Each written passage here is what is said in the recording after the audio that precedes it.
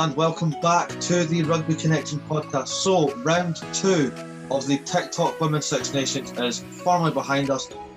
What a round it was. Joining us this week, if you've been a follower of the show since the beginning, way back in May last year, our first ever guest, she's back, Gemma, Proplife. Welcome back. Hi, thank you so much for having me back. I can't believe it's been almost a year since that first pod. It's insane. It was when I was trying to find out the video to like hype up you coming back, and I was like, right, when did we actually release the original interview? And it was June 2021. I was like, no. So much has happened in that year. Like for me, for women's rugby, it's just such a different landscape. It's incredible. It's incredible to come back about a year later. I thought you were going to get too famous for us. You would have forgot who we were. Never. So, TikTok round 2. Oh, what a few games they had. I mean, what a few games. France just dominant against Ireland. France are so dominant. I mean, it's one of the things we know when we see a French lineup that, you know, they're going to have extremely physical forwards that are going to be able to carry well, that are dynamic, that are strong in their scrums, but they also have these backs that are quick, dynamic, physical, forward thinking. And in fairness, Ireland bring a lot of that to the table too. So it's always a clash I find really, really interesting, Ireland v France. And I was saying this at work actually, is that I find that the gaps between the teams, even between the professional and the less professional contracted, I find that there's usually less violent gaps, if that makes sense, than in the men's. You know, when you watch the men's Six Nations, you know that Italy, unfortunately, are going to be very, very far down. And there's these kind of distinct gaps. But apart from obviously England at the moment overshadowing a lot, it's always interesting to see where these kind of competitions are. Yeah, I mean, France, they're just frightening. At home as well, they're just unreal. I will butcher her name, but Laurie Sanus, scrum half, 2 tries. I mean, France and scrum half it just works. Again, she's just so sharp thinking, dynamic. You know, it's like everything that Mo Hunt brings to the table for England. You get these smart little scrum halves that are snipey, that just know their job inside and out, and they just bring such exciting things to the game every single time. It does. I mean, one player that stood out for me in the first 2 rounds for France, Madisou Fall, absolute frightening player. Yeah. I'm not stopping her. Absolutely not. I backed myself, but I look at some of these incredible international women. I always back myself no matter how hard I run. I literally ran it straight at a prop that is like 2 times the size of me yesterday. But even I'm like, I'll pass. I actually had the opportunity at the Women's Six Nations media launch to meet the fantastic captain Gaye Home this year. She's a lovely lady, but yeah, you can see how strong and powerful she is. And again, fantastic role model for young girls in France. But yeah, she'd be able to fold me if she tackled me, and I respect her so highly for it. There was one from round 1 that was catching me, and it was Marley Packer. I was, oh my god, she was just everywhere in round 1. Marley Packer, that game from round 1, I mean, what a way to come back to the Women's Six Nations. Scores a hat-trick, literally picks her tackler up and runs off with her. Like, how many people on this entire earth can do that? And insane. Yeah, just insane. But nicely that we fed into Scotland, because my game of the weekend, Wales versus Scotland, absolutely unreal, at the death. And I messaged you, like, I was so proud of the girls' performance. Like, Rona Lloyd, I will say friend of the show, previous guest, Rona Lloyd, 2 tries. One you could say was a bit lucky with a bounce, with the magic bounce. But I also see that as players taking advantage and working smart. You know, you would not have got that bounce on a grass pitch. That was a move you only could have pulled off on a 4G pitch. But therefore, it's only something you could have attempted on a 4G pitch. So actually, I see that as working smarter with the position and with the pitch that you have, rather than, it's a bit of a lucky one. It was, I could never pull off a try like that. I could literally never. And I said, because obviously I was there, I was presenting player of the match. I had the most incredible day with the WRU and with TikTok. It was like every Norse's dream, my day on Saturday. I got to be there all day, hang out in Principality. But I said to Chloe Rowley after the match, and I got to very briefly see the lovely Scotland captain Rachel Malcolm, who she handled the press so well, but you could see she just looked so gutted, and she dealt with it with such maturity. But I said to her that the score and the final result was not reflective in the fact that Scotland team literally put their heart and soul on that pitch that day. They were so much more cohesive than they have been in previous years. Every time I watch this Scotland team, I'm obviously primarily an England fan, but I am so excited every time I see Scotland women play, because they are getting more and more cohesive. That talent that has always been there is just coming together so much more, and I get so excited to see it every single time. Wales they had a fantastic day at the office. They played so hard. You've got these fantastic players like Donna Rose coming in, such strong, intense forwards. And again, I think it was a tight game, as it should have been. Absolutely, yeah. Big shout out to Scotland's hooker Lana Skeldon, who got her 50th cap and scored from the word go. You couldn't get a better 50th cap, really. Oh, she worked so hard.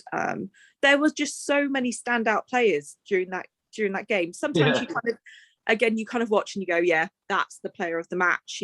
That's so obvious.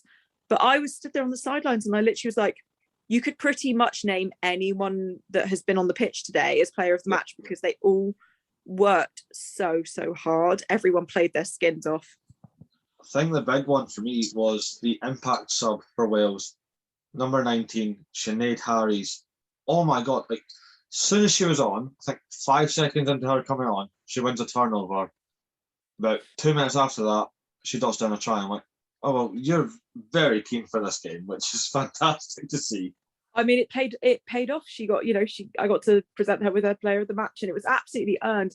Another one who absolutely played her skin off, and so physical and showing really, I came away with a lot that day. I know that I've kind of been a bit hesitant sometimes when I go into rucks and stuff like that. And I was watching her and I was like, I just need to go in head first, thoughts later, and just go in with that physicality and go in with that intensity. And playing for your country must be such an incredible honor. I always think it's an honor when I get picked for a Columpton shirt, but playing for Wales, playing for England, that's such an incredible honor. And she really came out and said, this is an honor for me to be in this shirt. Let me show you how much. She was incredible. It's proper. You talk about it in sport, like impact sub, and from the word go, she was I'm here, I'm winning, we're going for it. There was a big talking point at the end. Was it a yellow? Was it not? I say yeah. I'm with you on that one. I think it was. I think there was. I don't think there was intention behind it, but I think there was maybe other ways of going about that.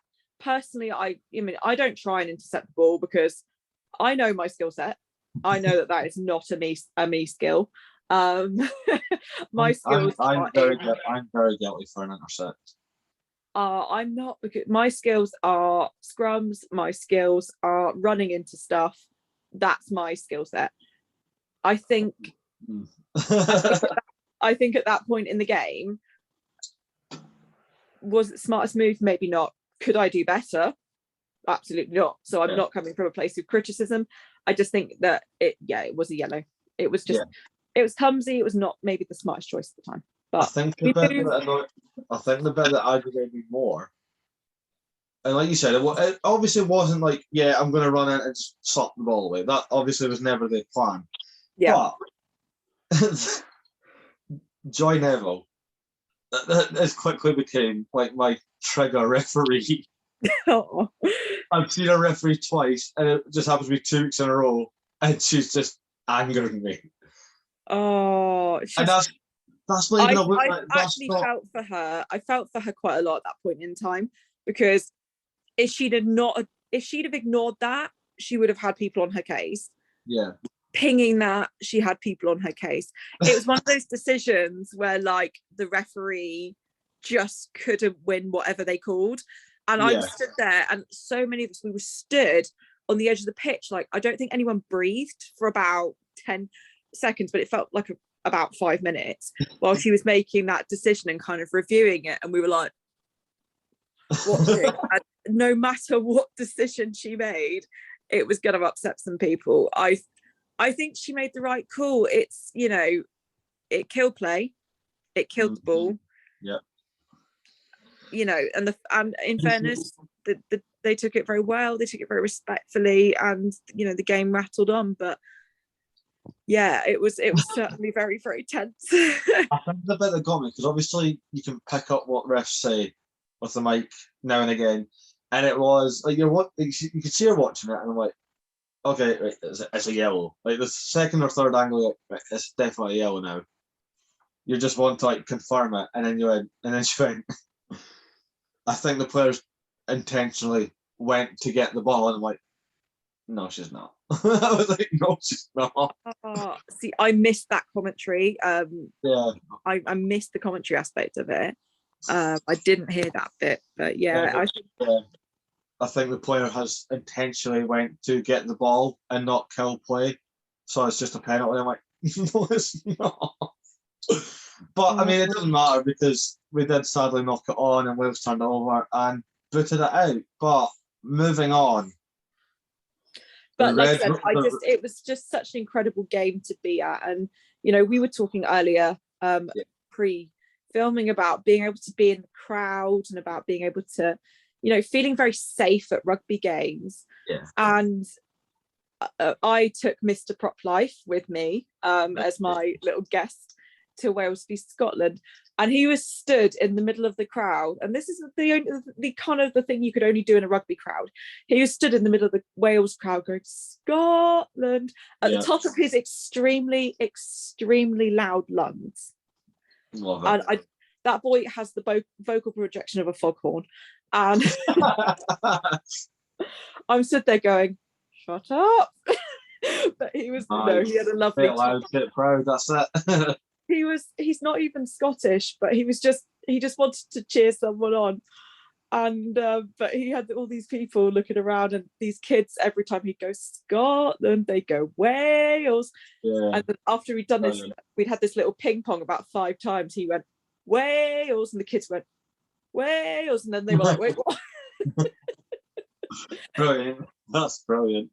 But yeah, it was an amazing game, and it was such a nail biter. But what I think we're already seeing this Six Nations is the difference, professionalism and contracts, even a little smidge, that difference that it makes. So I had a lot, especially last week, because I messaged you that last week. Scotland England was my first women's game, like in person, and I had a lot of people like, like England beat you 57-5. I'm like, you're looking at a scoreboard. They're all professional. Scotland have 5 professionals. Yeah. Like Rachel Malcolm, who you mentioned earlier.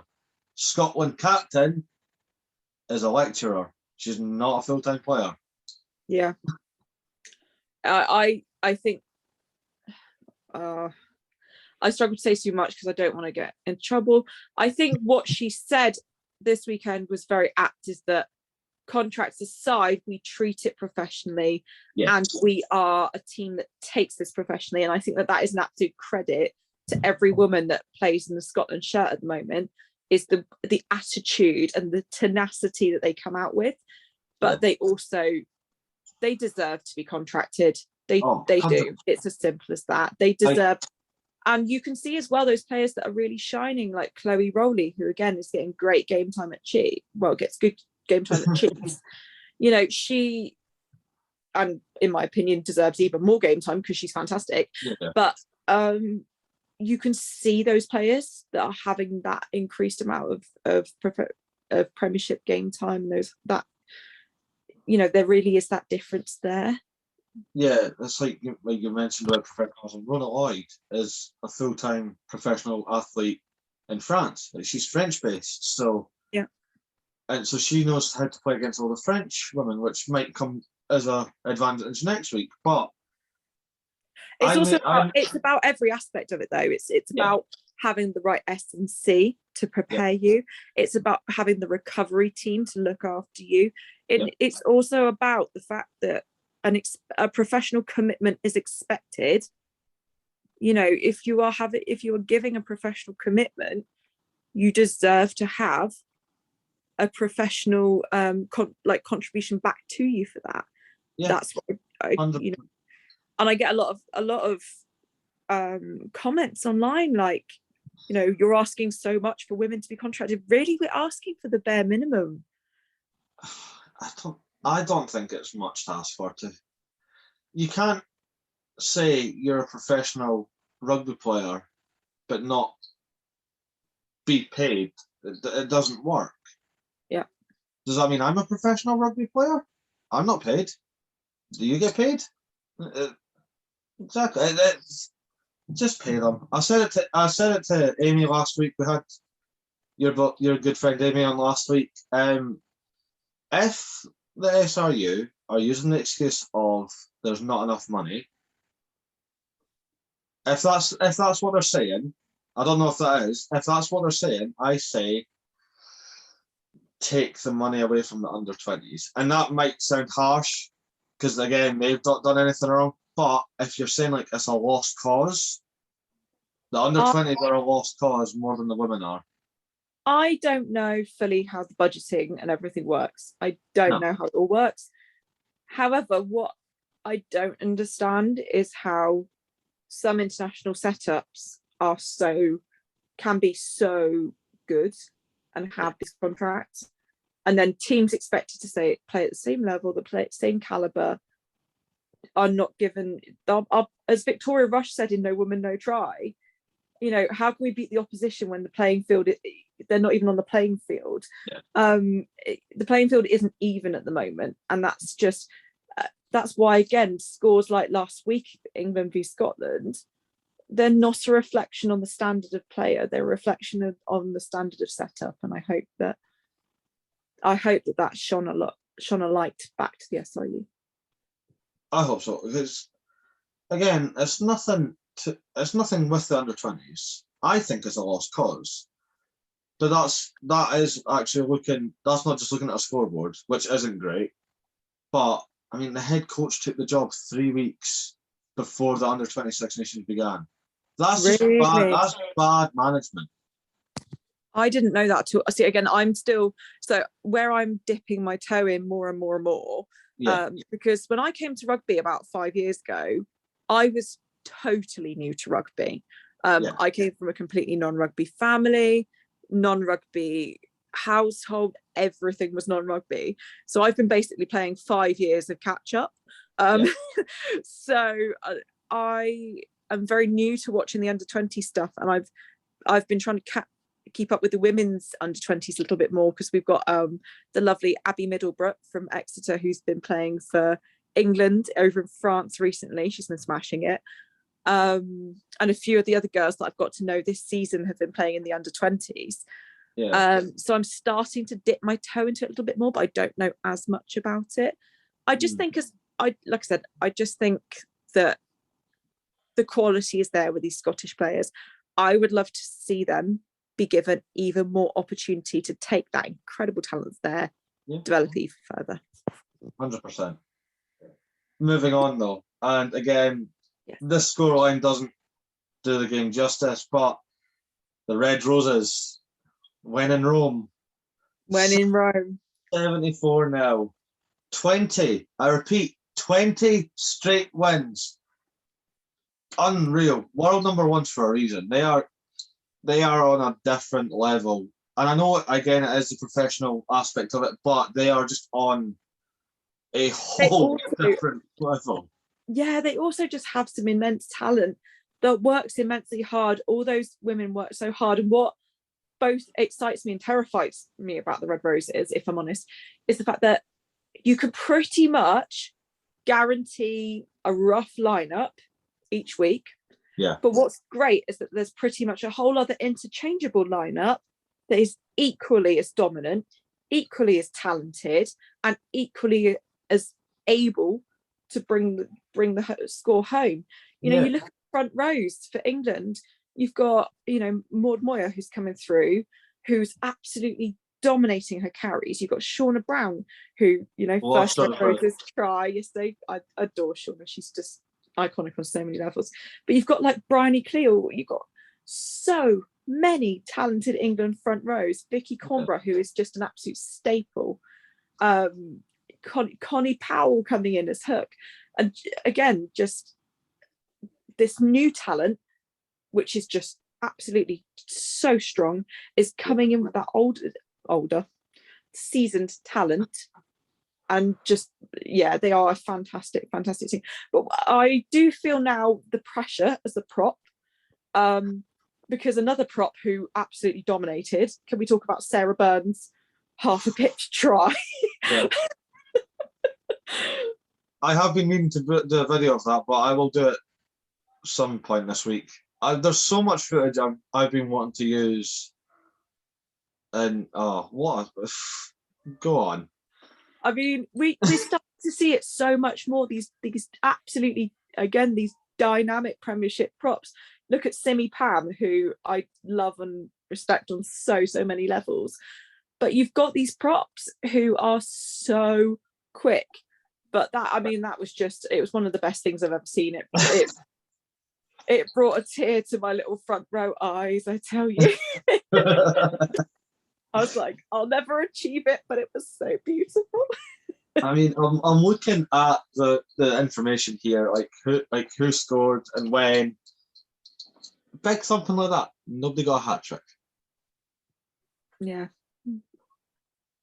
Thompson and McKenna did get double each, but McKenna, I love. I mean, she's a brilliant player to watch. She moves faster laterally than I ever could forward. She's just dynamic again, just such an awesome player. I love watching her play. She's such a smart player. She's such a smart player. She'll have 3 defenders run at her and in a flash work out how to step all 3 of them and watch them as she goes past them. And I'm like, my prop brain could not. Yeah. No. I mean, I will call her the GOAT because she is absolutely unreal. Emily Scarrett was also on the scoreboard. She's just, I don't know. I knew who Emily Scarrett was before I got to see her in person. Seeing her in person, I was, you're a cheat code. You're making things look ridiculously easy. And just well done, England women. She's Emily Red Scarrett. Roses, sorry, no, I'm dropping that. Not the England women. Well done, Red Roses. I like that better. Emily Scarrett is one of those. She's just class, and I think it really should be mentioned how quickly she's come and how successfully she's come back from her injury. You know, I had a broken leg myself the other year playing, and I can't tell you how tough that was mentally to come back from. Yeah. I became really nervous. I literally couldn't even play touch to start off with. I had a very traumatic break, and it was really, I was frightened to be around rugby. I was in a very bad and resentful place for a very long time. she's come back from, you know, a proper leg break to playing world-class rugby in less than a year. And I think that, I mean, it says so much about her talent and her team, but I think it also says a lot about her mentally and her commitment and her passion for the game, which I think is really awesome. Oh, 100%. It's just, you always hear, like, men's game, women's game, you always hear these names, and you can watch as many highlight reels on YouTube as you want, but they only show you the good bits. Oh, when you're actually there in person, and I know that Marley Packer got player of the match, and rightfully so, but like, I'm like, Emily Scarlett is just like totally different level, and makes it look, just like I said, like just really easy. What I love is the Scarlett Harrison, like the way that they link almost silently in the back line, working out, you know, how are we going to move this gameplay? And again, the way that their coaches have worked that with them, it's just it's so clever. It's so clever. It's rugby beyond, again, I could ever dream of playing, and it's just fantastic to watch. You know, you've got a smart fly half like Zoe, who is again becoming so consistent in all the right ways. She's becoming really consistent with her. She's become really consistent with her kicking. She's become really consistent with, you know, how she's going to construct the game off the scrum half, and that with Emily Scarlett, you know, waiting to kind of further that and continue that flow of play. It's just so exciting to watch. It's what every little girl that wants to grow up and be a back should be watching. Yeah, absolutely. Just for fun, looking at round 3, let's have some predictions. Okay, so the first game, remind me, we've got first? Wales. England Wales is the first game next week. Yes, England Wales. So I think it's going to be another big scoreline, but I do think it's going to be a little bit more mitigated than people expect. Yes. So I think it's going to be England 40, Wales 12.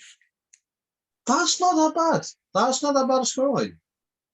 I think it's going to be a win, but I also don't think it's going to be a huge, well, that's still a gap, but I also don't think it's going to be a 57-5 kind of gap. Ouch. That's not even personal. It's just, that was a gap. You could have just said the 74-0, but it's fine. What do you think? I think England's going to put 50 on them. And again, I don't think the scoreline is going to tell the full story, because it never does. I just think the way the Red Roses are operating now, the players they've got, they're not stopping them. And I don't care who you are. It's just not happening this year. Yeah. We've got the one I'm hoping to be at, Scotland, France. So I am excited to see that one. I am. We drew last year. It was a draw last year, was it? Yeah, and as you know, the scoreline last week was not, for me, fully reflective for Scotland either. I think I want Scotland to get 15 on the board. Yeah. I think France are going to be up there again, probably close to that 40-odd margin. I think it's going to be a high score from France. But that's not a reflection on Scotland. This is the thing as well. Yeah, when you've got those two teams like England and France that are so highly professional, it's not even that other teams are poor. It's just those teams are even better. Well drilled. This is well drilled. So well drilled. So I do think it's going to be around Scotland 15, France somewhere around the 40s. But I really want it to be tighter than that.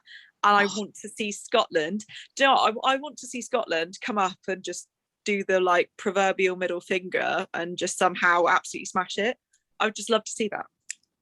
I'm going for it. I think with each week, I know we're only 2 rounds in, the score that we've put on improved massively. Oh God. I think Scotland's going to get into the 20s. Mm-hmm. and I think France will stick in 30s. Yeah, I don't think that's unachievable at all. I actually don't think that's unachievable. Obviously, like, you will hear me as Scotland win. Like, I will absolutely lose it. But I think slow progression now. Yeah. And we'll go for an actual score. I'll say France 36, Scotland 22. No, I don't think it's going to be that high. I don't think it's going to be quite that high. Okay. No. That's fair. And lastly, we have Ireland versus Italy. Yeah, again, that's going to be exciting to see. I think it's going to be an Ireland win. I think that's quite safe to say. What I like seeing about Ireland v Italy is that one's strength is another's weakness.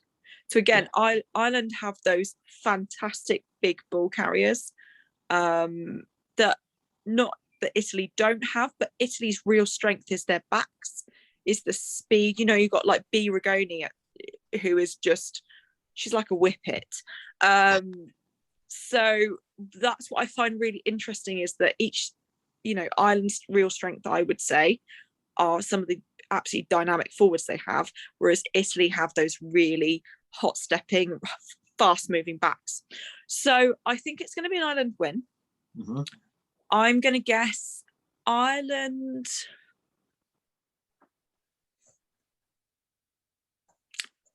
Ireland 20, late 20s. Okay. Italy early teens. So somewhere around the 12-14 marker. Yeah. Oh, Ireland's a really strange one for me, because it does seem when they get going, it's hard to stop. I know that they did get beat by Wales, but like, they were in cruise control for the most part. Yeah. And Yeah. And we said this in the Guinness Six Nations. I don't mean it negatively, but when you're going against a lesser opponent in Italy, is the best way I could say it without sounding like an absolute twat. A lesser opponent like Italy, I think Ireland will just start going into cruise control, and it might be, I don't know, not 31-17 just screams to me right now, and I don't know why. There's no reason behind it. It's just in my head, like Ireland 31, Italy 17. I do think, though, in the women's Six Nations, there's less of that divide between Italy women and the rest of the Six Nations than there is between the male Italian team and the rest of the Six Nations, if I'm totally honest. Italy women, they bring a absolute bunch to the table, and whilst they've not always been the most successful, those margins are a little bit tighter. Yeah, I totally understand. It's like, I did the stupid mistake. This was years ago, and it's a bit off topic. It was in rugby league, and it was Scotland versus Tonga, and I went, oh, Scotland easily, and Tonga absolutely blitzed it, and I'm like, wait, what? And every sport and every division is totally different. So, like, I think Scotland men are in a good place. I think Scotland women are in a good place. I think Scotland under-20s are in the mud, and it's just not fun to watch. Mm-hmm. So again, it's all different, and but I think it's going to be interesting. It's going to be lots to talk about for round 3. But moving on in the rugby world, our beloved XR Chiefs comeback kings this week. This season has been very much this whole season has been very much a developer for Exeter. You know, they've had a few big changes in their players. They've had some younger lads coming up kind of through the development aspect of it. So it's been a real switch around for Chiefs this season. It's been a very strange season. There's been games where I was like, oh, we're going to walk that. And then we've been like, we're 20 points down. Yeah. And then we've had games where I was like, oh, we're going to really struggle. And we've absolutely flown. It does terrify me slightly that 2 of our real, I would say, key players are going off to Sale next season. Don't Don't. I put a shirt on my Instagram about Tom O'Flaherty, and I genuinely just felt like, in hell. Like, I think crying faces, just why? I think my lovely mum-in-law like actually had a little bit of a cry when when that was announced. Bless her, she's a big Tom O'Flaherty fan. But you know, Johnny Hill, so core in the scrum. I mean, I love to see Johnny Hill, Johnny Gray in second row. It's an absolute work of art in the second row. They are, God said copy and paste in the best way when putting those two in second row. So that he as well amongst like the really smart South Africans that they have at Sale, it's going to do wonders for him as a player, wonders for his career, and I'm excited to see how he goes there because I think it could do him really well. But he will be such a massive loss to Exeter. The way he just gets about half a foot above the ground and just darts over the try line. Yeah. And I'm like, you're about 6'6", you're almost 2 of me, and you are doing stuff like that. Yeah, it's unreal. So yeah, so Sale's gain is very much Exeter's loss next season. We have no second rows next year. We've you just said it. Johnny Hill's away to Sale Sharks. Sean Lonsdale is away to Newport. I think the Dragons he's away to. I think so. I can't. Yes. And Sam Skinner, I'm not upset with this one. I'm happy. It's just a nice transaction for me. Sam Skinner is swapping Exeter for Edinburgh. I'm okay for that. I'm an Edinburgh fan, so I'm okay. We'll take care of him. But we have one second row. It's Johnny Gray. I know. And do you know what? Sam Skinner is one of the loveliest blokes. I was really lucky at my old club. He came down for Boxing Day the other year. We got to have a few pints and a bit of a chat. And lovely man. Real credit to local Exeter boy done good kind of thing. So I'm really excited for him for his career. But yes, on an Exeter perspective, I'm very fearful for our second row right now. But I hope that we are now going to be able to attract some new key players. We're going to be able to keep developing. We've had people coming up through. Look at like Patrick Schickling, who has come up. He's come up. I know he's a front row, but like we've got these players. They're building, they're developing. Hopefully that means they're going to carry on through. And the same in the women's. The young women that are coming through. You look at like Merin Deutsch. She's local homegrown talent, done really, really well. So many, yes. And yeah, you've got youngsters, like I said earlier, like Abby Middlebrook, and so much exciting young local talent. The lovely Charlie Willett, who is another good friend of mine. Obviously, she's, she's just so talented, such a cool lady as well. But yeah, we've got lots of local talent coming up through on both the men's and the women's side for Exeter, and I'm really excited to see next season. Yeah, that's going to be good. How are you feeling about the Southern Hemisphere rugby going on with Super Rugby Pacific? I will be totally honest, I have not watched much of it. As you have seen I've been all over the Women's Six Nations recently, and it's another full-time job on top of my full-time job at the moment, but I'm really excited to catch up on it because I love watching any rugby out of like New Zealand, Tonga, Samoa, Fiji, any of the Pacific Islands, because they are such incredibly talented players, and I think that so many Pacific Islanders are literally just naturally built for rugby. Oh yeah, it's not even funny. You see some of them and I'm like, okay. But if you have the time, there's an absolute nail biter for you this week. The Chiefs defeated Hurricanes 30 points to 29.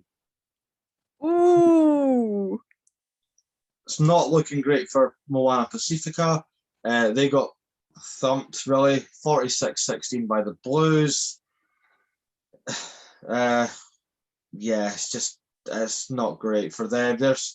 they've had it tight because of the whole COVID thing. They've had a lot of rescheduling. Crusaders narrowly defeated the Highlanders 17-14, which is very rare for Crusaders to get like a not competitive match, but they usually run ragged with it. So that was a nice treat. Yeah. But yeah, I'm not talking about Edinburgh this week because we got beat. We made history last week and then got beat this week. So there you go. That's how the world of rugby works. But honestly, it really does. You can have some weeks where you're on top of the world and some weeks where you get your butt handed to you on a plate. I've had it myself this season. You know, it's been my first season playing Championship 2 rugby. So do you know much about the women's league structures, Murray, on that one? The women's kind of I'm guessing it's Premier 15s. Yeah. Premier 15s is pinnacle. Yeah. I'm guessing it's going to be called like the Championship or Division 1 or both. Yeah, so it's the Premiership at the top. Yeah. You've got Championship 1, Championship 2. These two are really, really tight, I have to say. I've played Champs 1 teams that have been put into Champs 2 and vice versa, and it's really, really tight. Then you've got National Challenge 1, right, National Challenge 2, and they've done the Inner Warrior League, which is like the entry level, which I love. The Inner Warrior League, you meet the best teams, the loveliest peoples. It's like friendly leagues for women that are new to rugby or teams that are just setting up, particularly. That's cool. Yeah, it's really, really cool. But so I made the step this season going from National Challenge 1 into Championship 2. It's been a hell of a jump. It's a jump where I've had to work a lot harder. It's been a jump where I've had the biggest ups and downs. Like, you know, you have some days where you're like, what am I doing? Some games where you're just like, what am I doing here? But you also have some games where you walk away and you're like, okay, I can do this. Yeah. And I have no doubt that that's what a lot of people are feeling at the moment. Yeah, I'm kind of the same. I took a big time off from rugby, so I stopped playing when I was like 18. This is my first season at senior level, and I'm 23 now, which is insane. And I played for a National 3 team, like a national level team, and I've never played senior rugby, so I don't even know the ins and outs. And you've got these lads that have been not injured and trained right through, and they'll hit you, and I'm just like, thanks. That one really hurt. Do you know what gets me though is so Mr. Proplife, my lovely boyfriend Matt, despite the fact that he is literally built for rugby or built for front rowing, absolutely, he had never played rugby until we were together. Oh wow. Yeah, so I had been teaching him a few little bits, not that I'm a pro at all, but you know, you can show the ropes kind of thing. Yeah. And what's really interesting is the responses from other people when we train together.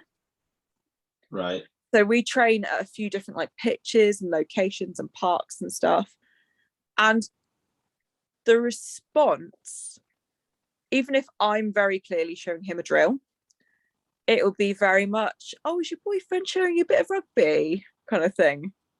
And that always really interests me, is that perception we still need to work on that perception a little bit.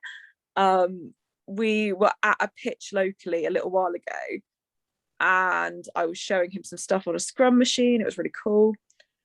And a person from the club came up to chat to us and was like fixated on Matt. It was really interesting.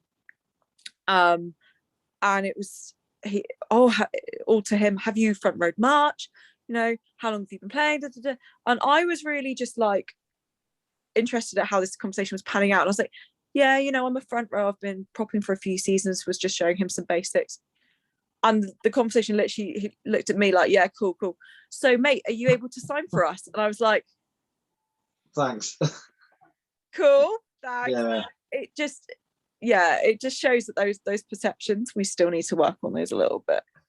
I mean, I've never had that because, but even when I've started doing like the women's, like here's a try from the women's games, here's my thoughts on the women's game, And you get the people commenting like, "Who cares?" I'm like, "I care. That's why I'm doing it. If I didn't care, I wouldn't do the video. I'm not Yeah. doing it. I'm not doing it for clout. I'm not doing that. If I don't care, I'm not going to do it. I care. Yeah. I'm And doing that's why Steph Evans, the lovely Steph that owns Rugette, she started the hashtag I care the other year, because people said exactly the same when the Women's Six Nations was cancelled due to COVID. Yeah, Where who people cares? comment online going, "Oh, who cares? Who cares?" Well, we care. A lot of people care. And yeah, it's very, very important to keep showing that and keep breaking those boundaries. And that's why in a post I did recently, having men particularly standing up and saying, I care as well, men really do listen to other men. I find from that experience, from things like the situation earlier, men do listen to other men. You know, when my partner stood in a room of men saying, you know, try women's rugby, it's a very powerful voice in the room. So yeah, having men like yourself and just men that are supportive and going, this is cool, I really care about this, it sends such a good message and such a consistent message. I don't know if you could hear the ice cream van. No, I couldn't, but I would have been ran there like a shot if I had. It was very loud, so I apologize if you heard that. No, I think the team I play for, we've got a women's team as well. They are bloody fantastic, and our captain will be like, right, like putting in the player, like obviously the girls aren't in the players chat because it's like the yeah. So, but our first team captain will go, right, lads, if you aren't doing anything Sunday at the home ground, the Quins are playing, get your arse down, give them a support. Yeah. Because they do, and it was because they do it for us. I'm like, well, yeah, that's it works both ways. It really does. And that's how every club and stuff like that is how every club can promote a one club atmosphere. And I hear a lot at different clubs of, oh yeah, one club, but then I see a lot of separations, and it really is those little actions, like, you know, because a lot of the women's players, they do come down and they watch the men's game, and they'll have a pint on a Saturday, and it's just showing your support by coming down on Sunday. I say to people, you can help women's rugby from as little as a £1 can of Coke, and they're like, what do you mean? Well, if you come down on a Sunday and you buy a £1 can of Coke at the bar, you're watching women's rugby and you're supporting. So you can start from as little as £1. All I say is, don't, if you're the ones that like, yeah, women's rugby should be like up there, don't just say it. Buy the t-shirts, go to the games. Buy my merch. Buy the merch. Buy the Proplife merch. I'm so excited about that. We're doing the first, so I'm going to be looking at the first clubs to do a small donation to on Friday. We've had the first month out. I was so excited for my merch, not for reasons for myself, because I put my heart and soul into it, and it's something I'm so passionate about, and it's going to be able to do a bit of good back to the rugby community. So I teamed up with a local t-shirt printing company, so it's all organic, sustainable print merch. So it's you know, I felt ethically I was coming from a good place about it, but also we're going to be able to start to give those kind of particularly inner warrior league teams that are just setting up a little bit of funding for their kit, or to start a boot bank, or for some bibs, so that they're getting well set up right from the very beginning. And I'm just so excited. I'm so excited, and I can't wait to see it in action. That's brilliant. I'm guessing that there's a link in your bio. There's a link in my bio on Instagram. I've got my link tree in there, and there is a link on my TikTok as well. There we go. So get involved. Just do it. Do it. Do it. I'm not paying for merch because Gemma's sending me some. yes, you will have a t-shirt as soon as I can get one to you. That's okay. I will as soon as it arrives, I will wear it on the show and buy it, sort of thing. Yeah. Thank you very much. Also, thank you so much for returning. Thank you so much for having me again. I love to come back. Such good chat as usual. there's something I want to run by you that means you might need to stick around a bit longer. Okay. Ooh. Okay. So yeah, exciting times, hopefully. Next week, we are back again, talking round 3 of the TikTok Women's Six Nations and whatever else goes on in the weird world of rugby anywhere in the world next week. But next week, we also have Miss Charlie Willett joining us. I'm stealing everyone from the girls of TikTok. I'm just poaching them all. So why not? But yeah, also Gemma, thank you so much for returning. And you're not going anywhere anytime soon. We're not leaving it 9 months again. Absolutely not. Absolutely not. I'm not leaving it 9 months before I come back. No. Oh. Thank you, Murray. Maybe 3 weeks. I can commit. There we go. This has been the Rugby Connection podcast. Go over to our YouTube, subscribe to the channel, follow us on Instagram, follow us on TikTok. I think you follow on Spotify as well. It's not subscribe on Spotify. It's stupidly worded. Anyway, like us, share us, get the word out. We're gradually getting there. We have the interview coming out this week with the Hurricanes fly half Jackson Garden-Bashett. That was an amazing chat. We spoke about all things, including the Maori culture and him being part of rugby royalty. But stay tuned for that. I'm not spoiling it any more for that. Subscribe to the channels and we will see you next time.